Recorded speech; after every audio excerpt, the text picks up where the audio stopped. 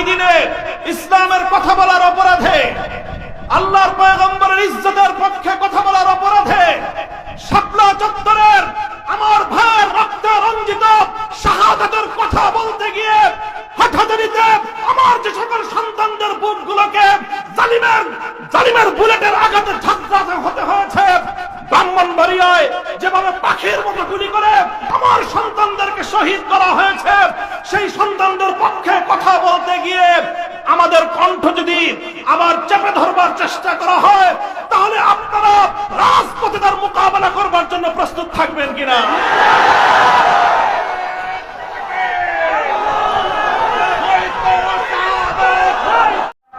আল্লাহ পাক রব্বুল আলামিনের নিকট আফিয়াত চেয়ে আল্লাহ আমাদের জন্য সহজ করুন এই দোয়া করে শপথের বাণী উচ্চারণ করতে চাই।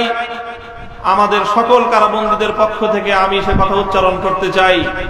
ইনশাআল্লাহ আল্লাহর জমিনে আল্লাহর দ্বীনের ঝান্ডা সমুন্নত রাখতে, আল্লাহর পয়গম্বরের ইজ্জতের হেফাজত করতে, এদেশের নাস্তিক্যবাদকে রুখতে, এদেশে ইসলামকে উপড়ে ফেলার সকল ষড়যন্ত্রকে রুখার জন্য যদি এর চেয়ে বড় ত্যাগ এবং কোরবানির প্রয়োজন হয়, হাসি মুখে আমরা সেই ত্যাগ করতে প্রস্তুত রয়েছি। জীবন দিতে হলে জীবন দিতে প্রস্তুত রয়েছি।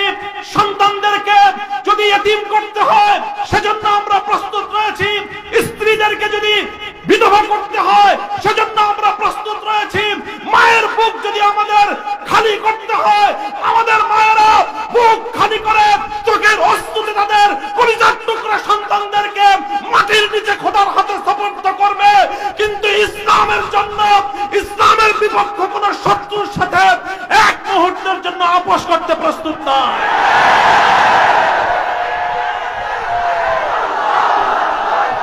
সবাই কম। আসসালামু আলাইকুম ওয়া রাহমাতুল্লাহ।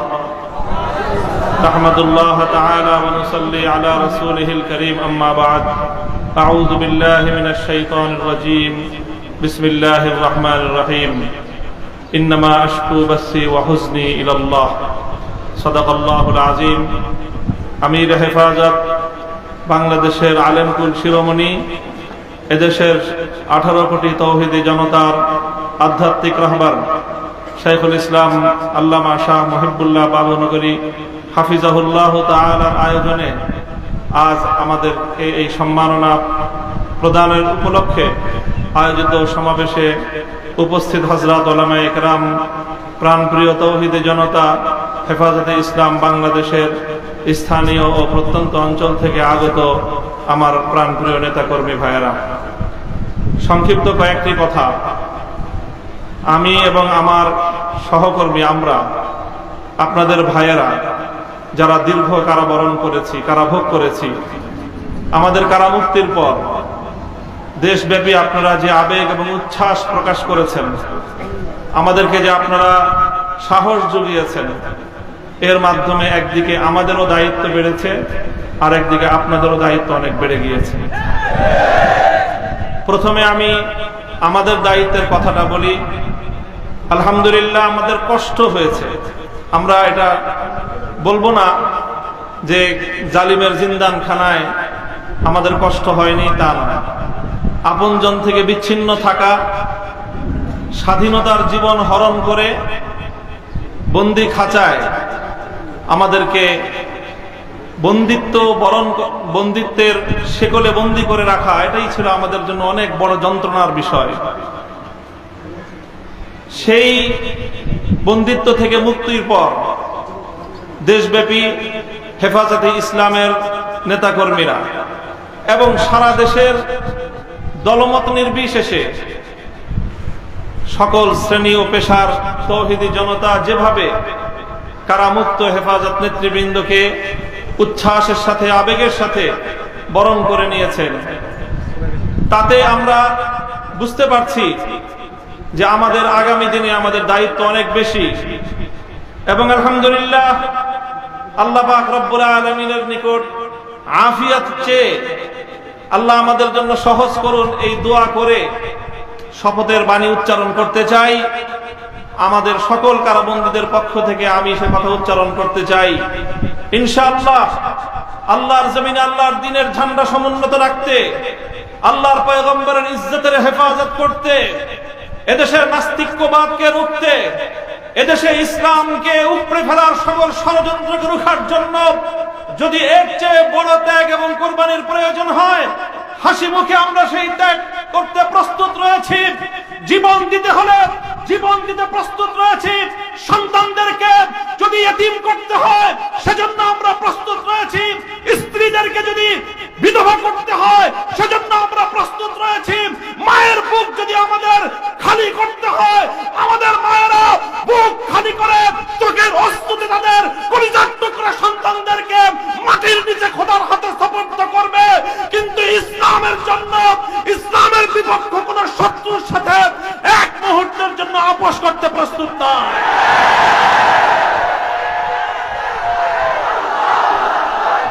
সবাই কম, আমার স্পষ্ট পয়গাম, সব অন্যায়ের ক্ষমা রয়েছে, গাদ্দারি আর বিশ্বাসঘাতকতার কোনো ক্ষমা নাই।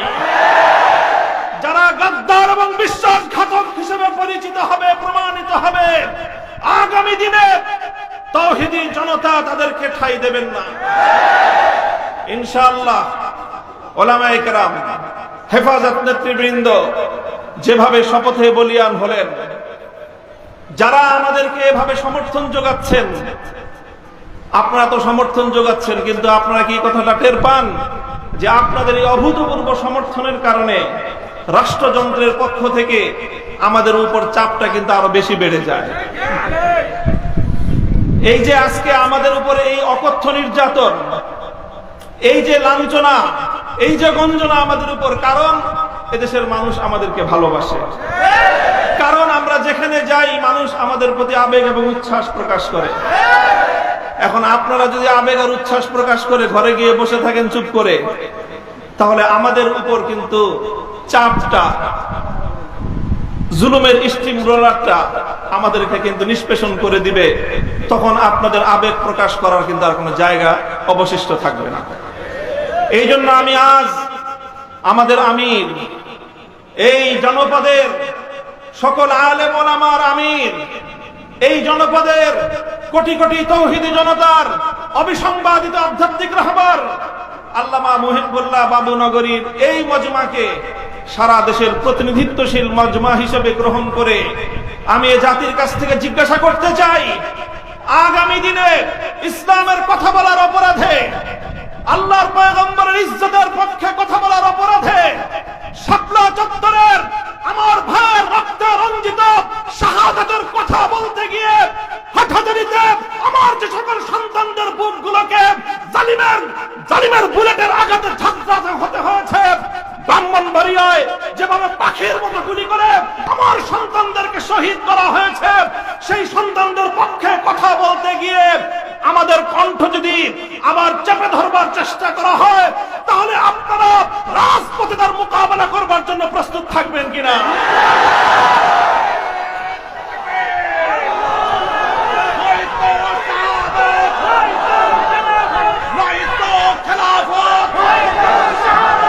সংগ্রামী সাথী ও বন্ধুগণ, কথা দীর্ঘায়িত করার অবকাশ নেই।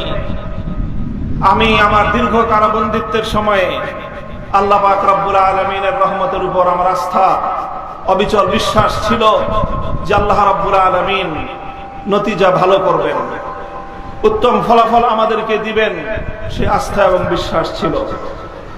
প্রথম দিকে যখন আমাদের মরহুম আমির হেফাজত আল্লামা জুনায়েদ বাবুনগরী হাফিজাহুল্লাহ তাআলা, তাকে আমরা জীবিত রেখে কারাগারে বন্দী হয়েছিলাম, তার উপর একটা বড় আমাদের আস্থা ছিল যে তিনি ইনশাআল্লাহ এই বন্দী মজলুম আলেমদের জন্য, শহীদ আমাদের সন্তানদের জন্য, ব্রাহ্মণবাড়িয়ায় বীর বিচারে হত্যাকাণ্ডের শিকার আমার শহীদ ভাইদের এই হত্যা বিচার আমাদের এই জন্মভূমিতে প্রতিষ্ঠিত করবার জন্য তিনি বলিষ্ঠ ভূমিকা পালন করবেন। আমাদের কারাবন্দীদের পক্ষে তিনি জাতিকে, জনমতকে সংগঠিত করবার জন্য বলিষ্ঠ ভূমিকা রাখবেন। কিন্তু আল্লাহ রাব্বুল আলামিনের ফয়সালা ছিল ভিন্ন কিছু। আমরা কারাবন্দী হওয়ার কিছুদিনের মধ্যেই সেই মর্মান্তিক শোক সংবাদটিও আমাদেরকে সহ্য করতে হয়েছে। আল্লামা জুনায়েদ বাবুনগরী রাহিমাহুল্লাহ তাআলা শাহাদাত বরণ করেছেন। আল্লামা জুনায়েদ বাবুনগরী শাহাদাত বরণ করেছেন। এরপরে অধীর উৎকণ্ঠা নিয়ে অপেক্ষার প্রহর গুনছিলাম যে আমাদের আস্থার এই মঞ্চে কে বসবেন। যখন জানতে পারলাম ওলি ইবনে ওলি, এ জাতির শ্রেষ্ঠ সন্তান, আস্থার মূর্ত প্রতীক আল্লামা শাহ মুহিবুল্লাহ বাবুনগরী হাফিজাহুল্লাহ তাআলা ইমারতের এই ঝান্ডা তিনি নিজ হাতে তুলে নিয়েছেন, সিজদায় শুকর আদায় করেছি, আস্থায় বুক বেঁধেছি যে ইনশাআল্লাহ একদিকে তিনি আরশের মালিকের সঙ্গে রাতের বেলায় চোখের অশ্রু ছেড়ে তিনি এই সংকট উত্তরণের জন্য আল্লাহ পাক রব্বুল আলামিনের সাহায্যকে জমিনে টেনে আনবার জন্য চেষ্টা করবেন। অপরদিকে তিনি জীবন দিবেন, কিন্তু কোন জালিমের রক্তচক্ষুকে পরোয়া করবেন না, কোন জালিমের সামনে তিনি মাথা নোয়াবেন না। এই আস্থা ছিল এবং আলহামদুলিল্লাহ আলহামদুলিল্লাহ আমি আমার উপলব্ধি হলো এই যতটুকু আস্থা শুরুর সূচনাতে ছিল আজ পর্যন্ত আমরা আমাদের আমির হেফাজতের থেকে তার আচার আচরণ, তার ভূমিকা আমাদের আস্থার চেয়ে বহুগুণ বেশি পেয়েছে। আমাদের আমির আল্লাহর পক্ষ থেকে আমাদের জন্য অনেক বড় নিয়ামত। ইনশাআল্লাহ আমির হেফাজতের হাতকে যদি আমরা এভাবে শক্তিশালী রাখতে পারি, এদেশে আমাদেরকে জুলুম করতে পারবে, আমাদেরকে গুলি করে হত্যা করতে পারবে, কারাগারগুলোকে আমাদেরকে দিয়ে ভরপুর করতে পারবে। বাংলাদেশে কারাগারের সর্বমোট আসন হলো ৭০,০০০। কয় হাজার? আমরা শাপলা চত্বরে গিয়েছিলাম, কমপক্ষে হলো ২০ থেকে ২৫ লক্ষ। ৭০,০০০ হেফাজতের কর্মীরা কারাবন্দী হবে, কিন্তু জালেমের সামনে মাথা নোয়াবে না। এই দেশের ১ ইঞ্চি মাটি নাস্তিকবাদ এবং ইসলাম বিদ্বেষের জন্য কারো হাতে ইজারা দেবে না ইনশাআল্লাহ। আল্লাহ পাক আমাদের সকলকে তৌফিক দান করুন, কবুল করুন। আমাদের আমির হেফাজত সহ আকাবিরিনদেরকে আল্লাহ পাক দীর্ঘ নেক হায়াত দান করুন। ওয়া আখিরু দাওয়ানা আলহামদুলিল্লাহি রাব্বিল আলামিন। আসসালামু আলাইকুম ওয়া রাহমাতুল্লাহ।